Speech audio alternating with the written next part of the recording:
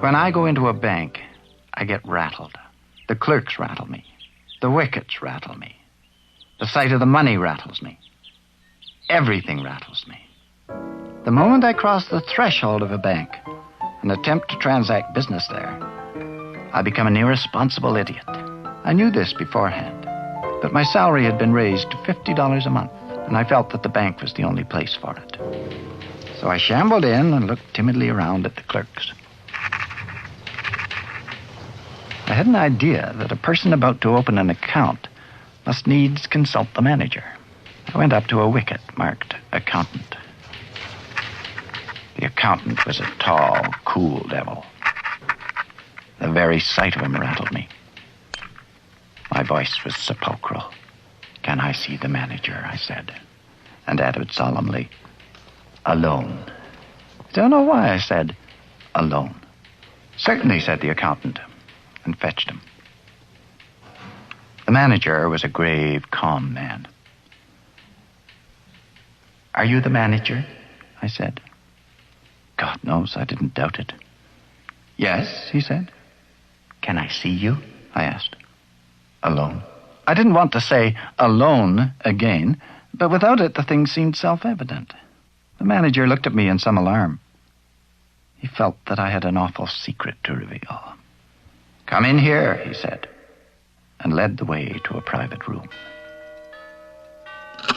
He turned the key in the lock. "We are safe from interruption here," he said. "Sit down." We both sat down and looked at each other.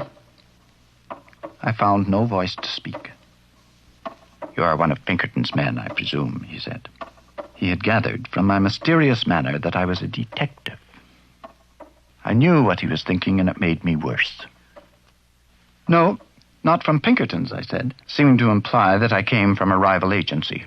"To tell the truth," I went on, as if I'd been prompted to lie about it, "I'm not a detective at all. I've come to open an account.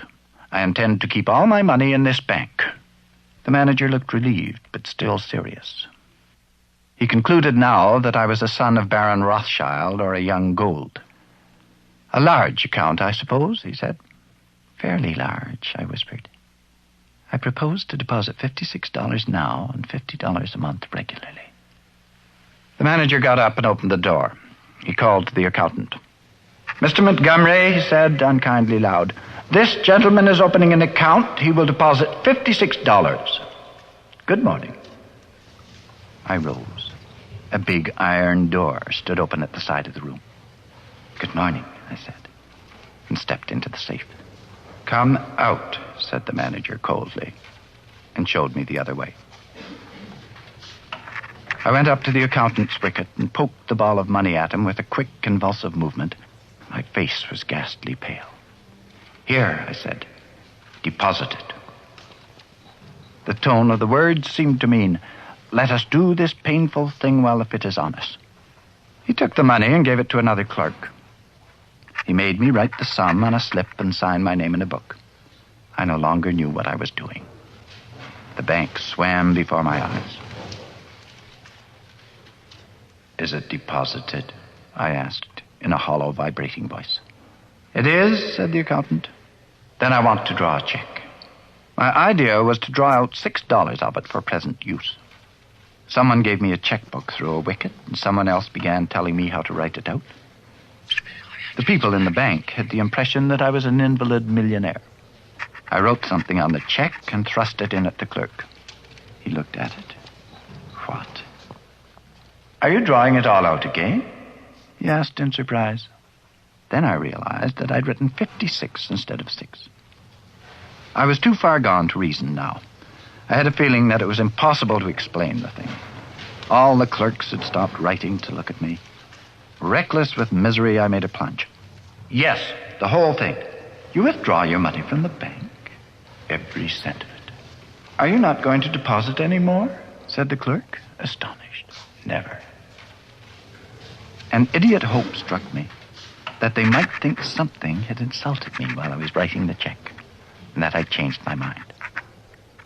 I made a wretched attempt to look like a man with a fearfully quick temper. The clerk prepared to pay the money. "How will you have it?" he said. "What?" How will you have it? Oh. I caught his meaning and answered without even trying to think. In 50s. He gave me a $50 bill. In the 6? He asked dryly. In 6s, I said. He gave it to me and I rushed out. As the big door swung behind me, I caught the echo of a roar of laughter that went up to the ceiling of the bank. Since then, I bank no more. I keep my money in cash in my trousers pocket, and my savings in silver dollars in a sock.